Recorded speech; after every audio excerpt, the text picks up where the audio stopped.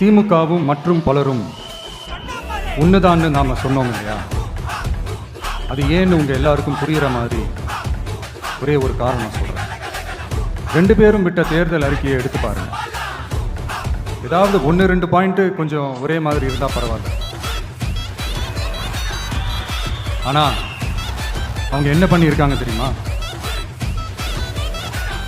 ஒருத்தர் 10,000 கொடுத்தா இன்னொருத்தர் 8,000க்கு கூப்பன் கொடுக்குறாரு. ஒருத்தர் ஃப்ரிட்ஜ் கொடுத்தா இன்னொருத்தர் ஃப்ரிட்ஜ் வாங்க டோக்கன் கொடுக்குறாரு. 2 பேருமே மீனவர்களுக்கு 12,000 ரூபா கொடுக்குறாங்க. 2 பேருமே பெண்களுக்கு 2,000 ரூபா கொடுக்குறாங்க.